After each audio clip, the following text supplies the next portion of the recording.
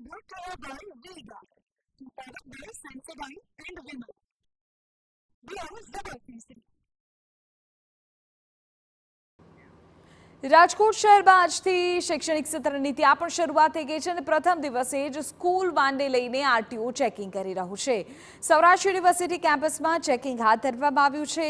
નિયમોનું પાલન ન કરનારની સામે ડિટેન અને દંડ સુધીની કાર્યવાહી કરાઈ રહી છે. સ્કૂલ વાનનું ખાનગી પાસિંગના બદલે ટેક્સી પાસિંગ હોવું જોઈએ. સ્કૂલમાં ફાયર સેફટીના સાધનો હોવા પણ ફરજિયાત છે. આરોગ્યલક્ષી એકમ અને શાળાને ખોલવા મનપાની શરતી મંજૂરી મળી છે. ગેરકાયદે બાંધકામ કેસરિયાથી મન જોગી થયું રે, દિલ ઝૂમે જુઓ મત મસ્ત થયું રે, કેસરિયાથી મન જોગી થયું રે. હર પળ મનાવો કેસરી તહેવાર. વિમલ, બોલો જુબાન કેસરી. અમને નિયમિત કરવાની બાંહેધરી સાથેનું સોગંદનામું રજૂ કરવું પડશે. ફાયર એનઓસી રિન્યુ ન કરી હોય તેવા એકમોએ 15 દિવસમાં એનઓસી મેળવી લેવી પડશે. ગેરકાયદે બાંધકામ હોય તો ઇમ્પેક્ટ અંગેની અરજી સાથેની બાંહેધરી આપવી પડશે.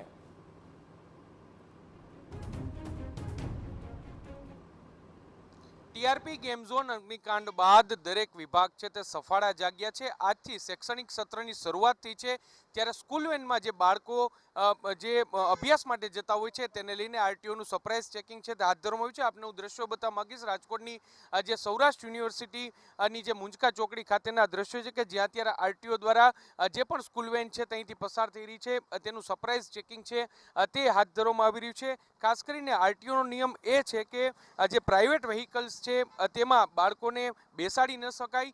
જો બાળકો જો ટેક્સી પાસિંગ કાર હોય તો તેમાં 12 વર્ષથી નીચેના બાળકો હોય તો એક સીટ પર 2 લોકોને બેસાડી શકાય તે માટેની જે જોગવાઈ છે. પરંતુ મોટાભાગના જે વેન ચાલકો છે તેમના દ્વારા જે નિયમો છે તેનો સરેઆમ ભંગ કરવામાં આવી રહ્યો છે. આ તમે દ્રશ્ય જુઓ, જે એક વેન જે આરટીઓ દ્વારા અત્યારે અહીં ઊભી રાખવામાં આવી છે તેમાં જે પ્રકારે 10 જેટલા બાળકો છે તે બેસાડવામાં છે. સામાન્ય રીતે જે 7 સીટિંગ આ છે પરંતુ 10 થી 11 બાળકો છે તે અહીં બેસાડવામાં આવી છે. ખાસ સાથે સાથે જે પ્રાઇવેટ પાસિંગની આ કાર છે ને મોટાભાગની વેન છે તે સીએનજી જે ગેસ પર ચાલે છે, જેને લઈને કોઈ દુર્ઘટના થાય તો જવાબદારી કોની તે એક મોટો સવાલ છે ને તેને લઈને જ હવે આરટીઓ છે તેમના દ્વારા કાર્યવાહી કરવામાં આવી છે.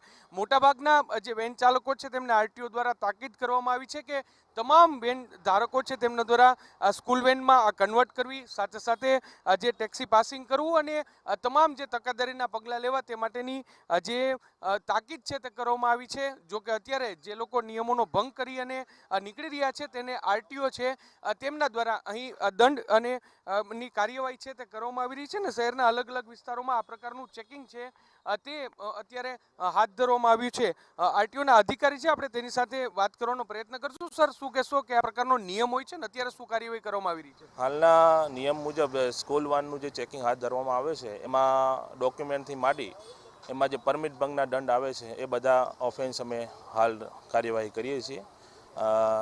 એમાં નિયમમાં એવું છે કે 12 વર્ષથી ઓછા બાળકો હોય તો એને જે સિટિંગ કેપેસિટી છે એના કરતાં બમણી કેપેસિટીમાં બેસાડી શકે છે.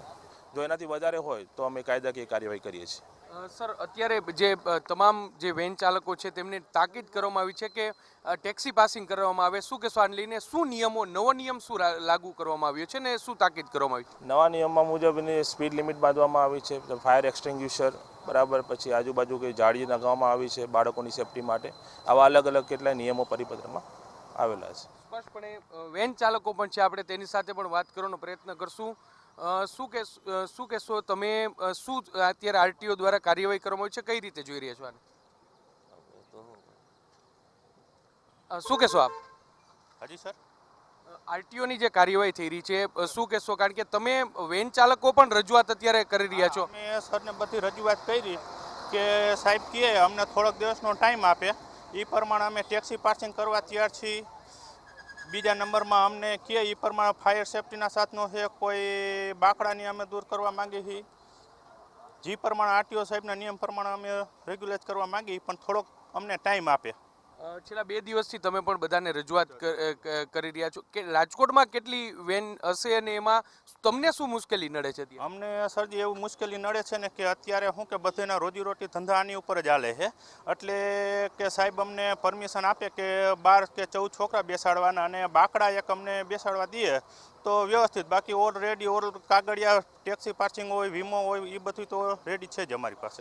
સ્પષ્ટપણે એટલે જે વેન ચાલકો છે તે કહી રહ્યા છે કે તમામ નિયમો છે તેનું પાલન કરવા માટે તેઓ બંધાયેલા છે, પરંતુ કેટલીક વિસંગતતાઓ છે જેવી રીતે જે વેન ચાલક છે તો વેનમાં જે બાકડા છે તે લગાવવાની મંજૂરી છે તે આપવામાં આવે. 12 વર્ષથી નીચેના બાળકો હોય તો તેમને એક સીટ પર 2 વ્યક્તિઓને એટલે કે બમણી સંખ્યામાં જેટલી કેપેસિટી હોય તેનાથી બેસાડવા માટેની પરવાનગી છે તે આપવામાં આવે અને આ તમામ પ્રક્રિયા માટે થોડો ટાઈમ આપવામાં આવે તેવી માંગ છે તે અત્યારે જે વેન ચાલકો છે તે કરી રહ્યા છે. જો કે આરટીઓ દ્વારા સ્પષ્ટપણે નિયમોમાં કોઈ પણ પ્રકારની બાંધછોડ ન થાય તે પ્રકારની કાર્યવાહી છે તે અત્યારે કરવામાં આવી છે, જે લઈને હવે આગામી દિવસોમાં જરૂરથી વિદ્યાર્થીઓ સાથે સાથે વાલીઓ અને વેન ચાલકો કે આ પ્રકારનું જે સરળતા થાય તે માટે કયા પ્રકારની કાર્યવાહી કરે છે તે જોવાનું રહ્યું.